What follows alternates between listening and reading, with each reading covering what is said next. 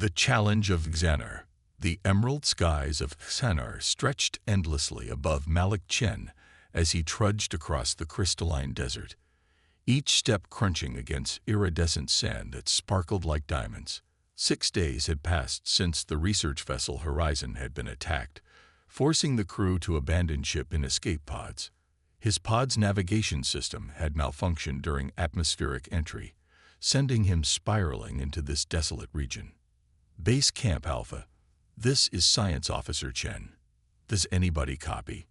Malik spoke into his communicator, receiving only static in return. He adjusted the frequency and tried again. Dr. Everson. Lieutenant Kale. Anyone? The communicator crackled uselessly. Malik sighed and checked his environmental suit's diagnostics. Oxygen levels were stable, but his water filtration system was beginning to fail. If he didn't find civilization or his crewmates soon, his chances of survival would drop dramatically. The twin suns of Xanar were beginning their descent, casting long purple shadows across the landscape. Temperature readings indicated a rapid cooling would begin shortly. The brutal day-night cycle of this planet left no room for error. Malik needed shelter. Ahead, a formation of crystalline spires jutted from the desert floor like the teeth of some enormous beast. It wasn't ideal, but it would provide protection from the winds that howled across the plains each night. As he approached the formation, his motion sensor beeped. Something was moving behind the crystals. Malik froze, hand hovering over the particle pistol at his hip. The initial planetary survey had indicated no large predators in this region, but surveys were often wrong. A figure emerged from behind the crystal formation, tall, lithe, and undeniably alien. The being stood nearly 7 feet tall with skin, the color of burnished copper that seemed to shift and ripple like liquid metal. 4 arms extended from a muscular torso, the upper pair holding what appeared to be a ceremonial spear crafted from some unknown metallic substance. Most striking were the being's eyes, vertical slits of amber that glowed with bioluminescent intensity in the fading light. The alien warrior, female, Malik guessed from the elaborate crest of quill-like appendages that framed her face, barked something in a language his translator couldn't decipher. The words were musical yet sharp, like glass breaking in rhythm. "I don't understand," Malik said, keeping his voice calm despite his racing heart. "My translator needs more input to process your language." The warrior tilted her head, studying him with those unnerving amber eyes. She spoke again, slower this time, but still incomprehensible. When Malik didn't respond, her posture shifted. With fluid grace belying her size, she raised her spear and pointed it directly at his chest. "Whoa." Malik raised his hands in the universal gesture of surrender. "I'm not a threat. My ship was attacked. I'm stranded." The warrior advanced, her movements predatory and precise. The spear began to glow with an internal light, pulsing in time with what Malik assumed was the warrior's heartbeat. "Valkyrie Kreshta," she declared, her voice echoing across the crystalline desert. Without warning, she hurled the spear with devastating force. Time seemed to slow. Malik's enhanced reflexes, a standard genetic modification for all deep space explorers, kicked in. He saw the trajectory, calculated the impact point, and did what no rational human would do. Instead of dodging, he reached out. His hands closed around the spear's shaft mere inches from his chest. The momentum drove him back a step, but he held firm, the weapon's glow intensifying at his touch. The metal felt strangely alive, humming against his palms like a living creature. Silence fell over the desert. The warrior stood motionless, her 4 arms hanging limply at her sides. Her mouth opened slightly, revealing teeth like polished obsidian. For the first time, uncertainty crossed her alien features. "I don't want to fight," Malik said, slowly lowering the spear. "I just need help." The warrior approached cautiously, her gaze fixed on the spear in his hands. When she stood before him, she did something completely unexpected. She knelt, bowing her head and placing her upper right hand over her chest. Valkyrie Shethmar Lizara, she said, her tone reverent. Krelton Sharva. Malik's translator beeped, beginning to process the language. Lizara. He repeated, understanding at least that this was her name. I'm Malik. Malik Chen. The warrior, Lizara, looked up, studying his face with new intensity. She rose to her full height and reached for the spear. Malik handed it back willingly, relieved to be rid of the weapon. But instead of reclaiming it, she pressed it into his hands once more, speaking rapidly, her tone insistent. His translator finally caught up. By ancient law, you who catch the spear of challenge are bound to me until death or victory. What? Wait. Malik began, but Lizara had already turned, gesturing for him to follow. With the temperature dropping rapidly and no better options, Malik followed the alien warrior toward the crystal formation. Up close, he saw that it wasn't naturally occurring at all, but rather the remains of some ancient structure, its geometry too precise to be anything but artificial. Inside, Lizara activated a heating element that glowed with soft blue light. The interior was sparse but functional. Sleeping pallets, storage containers, and what appeared to be communications equipment. Your people, Lizara said, her words now being translated through Malik's device. Where are they? Scattered, Malik explained. Our ship was attacked. We used escape pods. I need to find them. Lizara nodded. Others like you were found. They are held at the Great Settlement. Malik's heart leaped. My crew. Are they safe? They live, she confirmed, though their fate is uncertain. The council debates their purpose. Can you take me to them? Lizara studied him critically. By catching my spear, you have invoked ancient law. You are now my bonded warrior. Such a thing has not happened in 7 generations. Look, I appreciate the cultural significance, but I didn't intend to. Intention matters not. Lizara interrupted. The challenge was issued. You accepted by catching rather than dodging. Now, by the laws of the Valkyrie, our fates are bound. She touched the spear, which still glowed faintly in Malik's hands. This is the spear of binding. Its energy connects us now. Malik sighed. Cultural misunderstandings were a constant risk in first contact situations, but this was beyond anything covered in his xenoanthropology training. What exactly does this binding mean? We fight together, live together, die together if necessary. Lizara's expression was solemn. You are fortunate. Had you dodged, I would have been obligated to hunt you until death. Lucky me, Malik muttered. He noticed a holographic display flickering to life on one wall of the shelter, showing what appeared to be a map. What's happening out there? Why are my people being held? Lizara's expression darkened. War comes to Xanar. The Draconid horde advances from the southern wastes. They seek the heart of Xanar, our planet's core crystal. Your people arrived as strangers during conflict. Strangers are presumed to be enemies until proven otherwise. We're scientists and explorers, not warriors, Malik protested. Lizara made a clicking sound that the translator didn't attempt to interpret. All become warriors when survival demands it.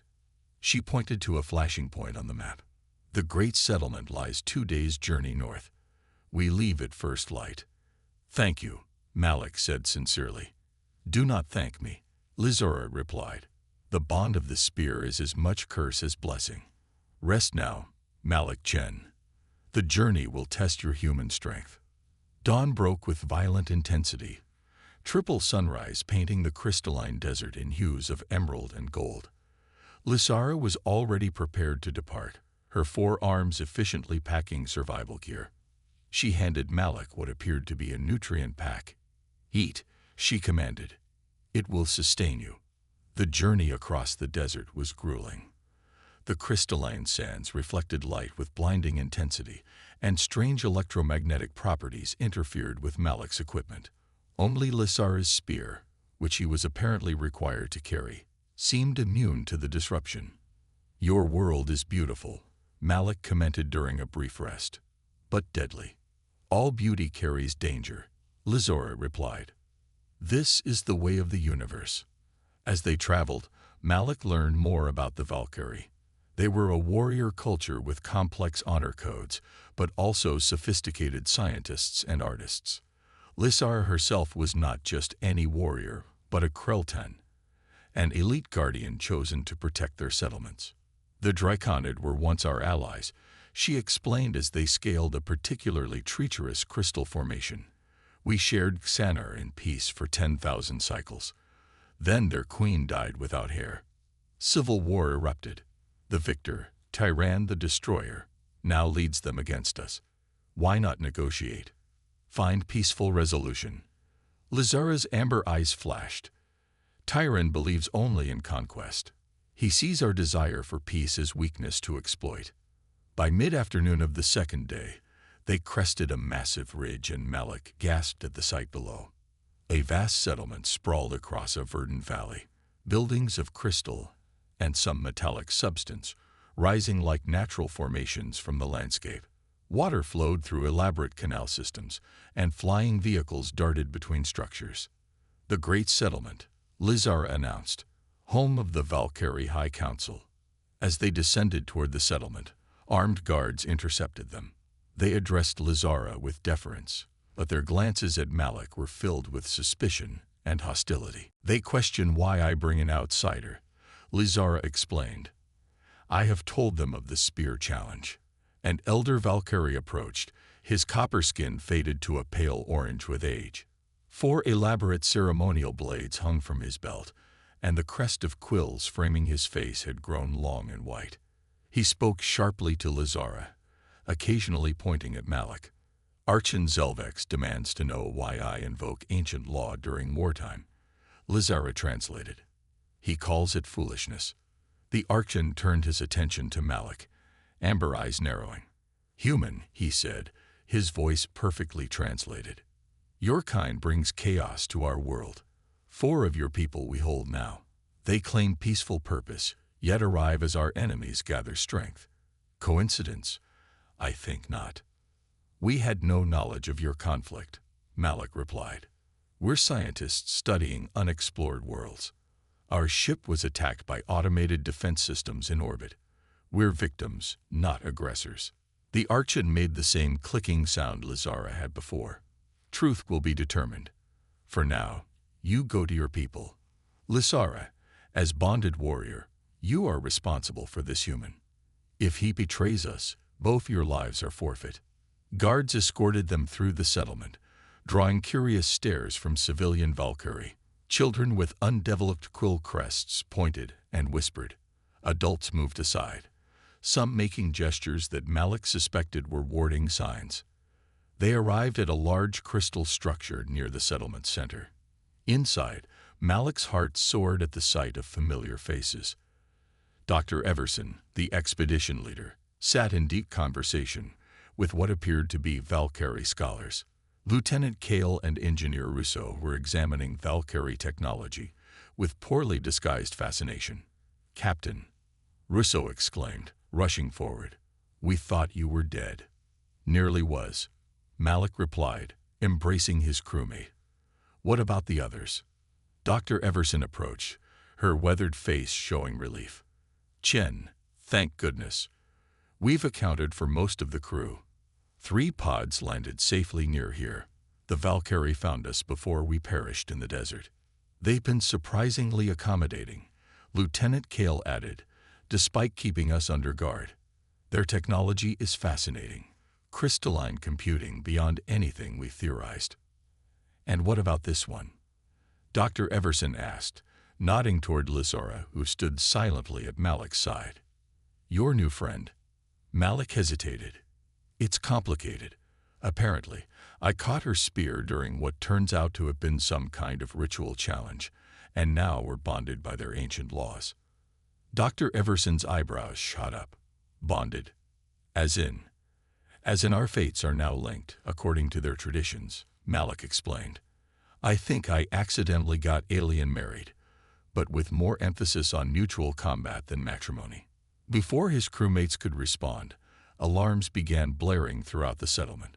Lysara tensed, her hand moving to a secondary weapon at her belt. "The Draconid," she hissed. "They come." The battle for Xanar. The great settlement erupted into organized chaos as the alarms continued to sound. Valkyrie warriors rushed to defensive positions while civilians hurried to shelters. Lysara gripped Malik's arm, her amber eyes intense. "The time for words ends," she declared. "Now we prove the worth of our bond." Dr. Everson stepped forward.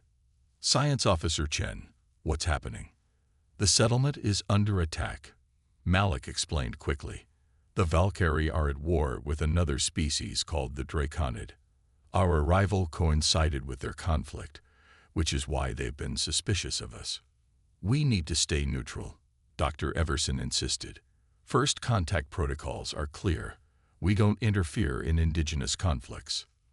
Lysara made the now familiar clicking sound of disapproval. "Your neutrality is no longer possible. The Draconid will destroy all in their path. If the settlement falls, your people fall with it." Lieutenant Kale, ever the tactical officer, nodded grimly. "She's right, Doctor. Sometimes survival takes precedence over protocol." Outside, the sky darkened as massive shapes appeared on the horizon. Airborne vessels with jagged silhouettes that reminded Malik of ancient earth dragons. Energy weapons lanced from their undersides, striking the settlement's defensive shield and creating ripples of iridescent light. Archon Zelvex entered, accompanied by a council of Elder Valkyrie. "The outer defenses will not hold for long," he announced. "The Draconid have new weapons, technology beyond their previous capability." "They must have allies," Lysara said. "The Horde lacks the scientific knowledge to develop such weapons." Malik studied the tactical displays showing the enemy's approach. Something about their formation seemed familiar. "These attack patterns," he said, pointing to the screen. "They're similar to historical Earth strategies, specifically the Mongol horseback tactics from the 13th century. Envelopment, feigned retreat to break defensive lines, then concentrated assault." Archon Zelvex turned to Malik with new interest. "You recognize their strategy." "I specialized in military history before becoming a science officer," Malik explained. "These aren't random attacks. They're systematic, designed to find weaknesses in your defenses." The Archon conferred briefly with his council before addressing Malik again. "Human, if you understand our enemy's tactics, perhaps you also understand how to counter them." Dr. Everson shot Malik a warning look, but he had already made his decision. The spear of binding hummed in his hands, its connection to Lysara, now a tangible thing he could feel in his mind. "I need to see your defensive capabilities," Malik said. "And I need to know more about the Draconid, their strengths, weaknesses, cultural values." For the next hour, as the Draconid forces positioned themselves around the settlement, Malik immersed himself in Valkyrie military knowledge. Their warriors were individually superior to the Draconid in combat, but the Horde outnumbered them 5-1. The Valkyrie relied on technology and honor, fighting in choreographed units that were devastating but inflexible. "Your warriors fight like ancient samurai," Malik explained to Lysara and the Archon. "Powerful, disciplined, but predictable. The Draconid are using chaos to their advantage." "What do you suggest?" Lysara asked. "Asymmetric warfare," Malik replied. "Don't meet their strength with strength. Use small, mobile units to disrupt their formations. Target their command structure instead of engaging their main force." The Archon looked skeptical. "You suggest we abandon traditional combat forms. Fight without honor." "I suggest you survive," Malik said firmly. "Honor means nothing if your people are extinct."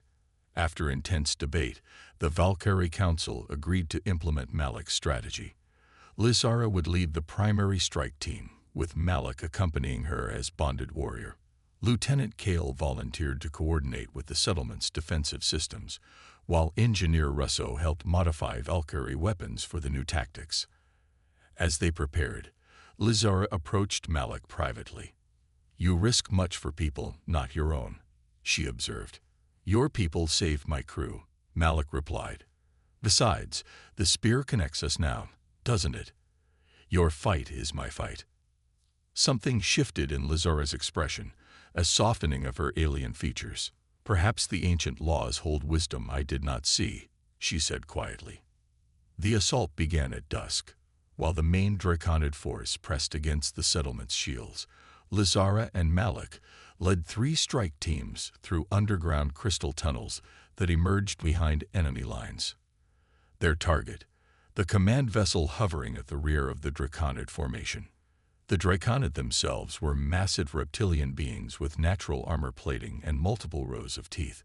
They fought with brutal efficiency but seemed confused by the Valkyrie's new tactics, expecting frontal assaults, not the guerrilla strikes Malik had designed.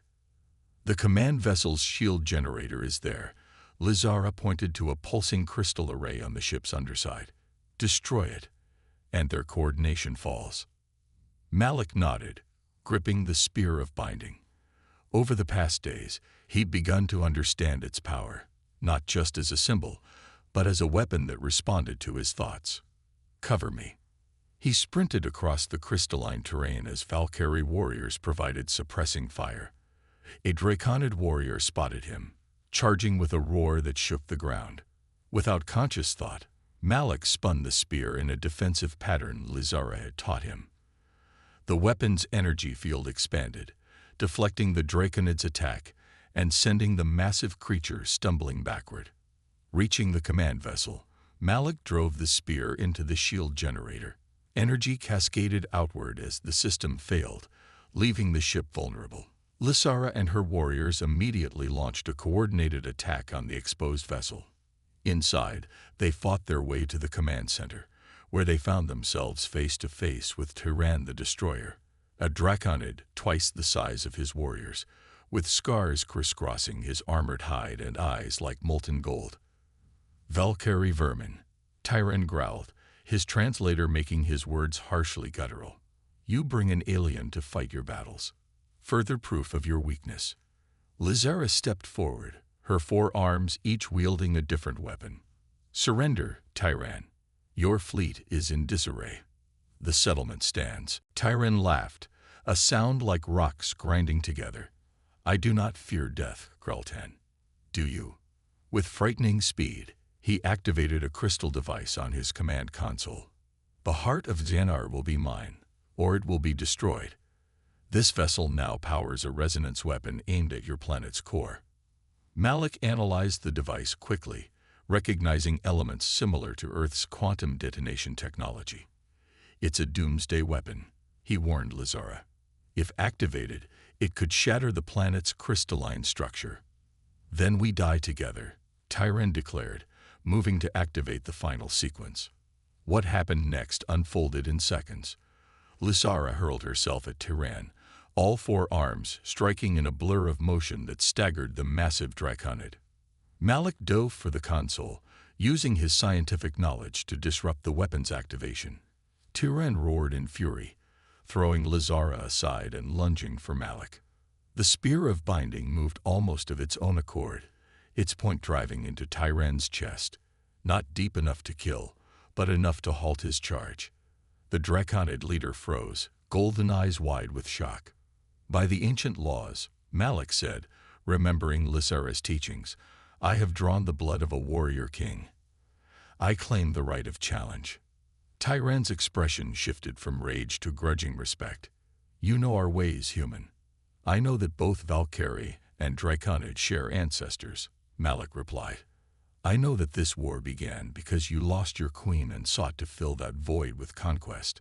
But destruction serves neither of our peoples." For a long moment, silence filled the command center.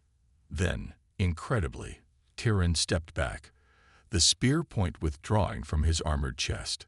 "What terms do you offer, human who fights like Valkyrie?" "Alliance, not subjugation," Malik said firmly. "The heart of Xanar belongs to the planet itself. Both your peoples are its caretakers, not its owners. Share its power as you once did. Rule together or fall together."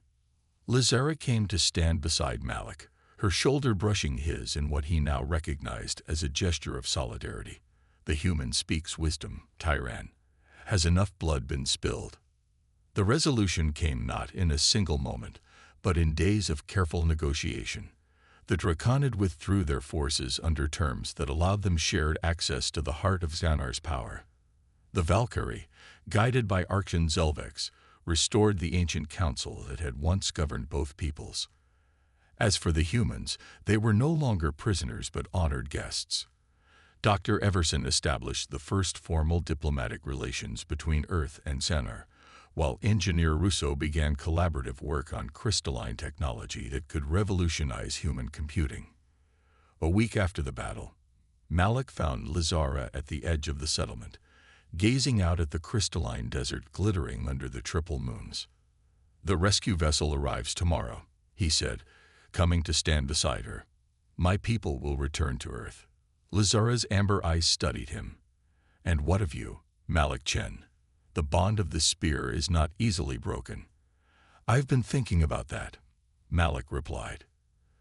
"Dr. Everson needs a permanent liaison to the Xanar Alliance, someone who understands both human and Valkyrie perspectives."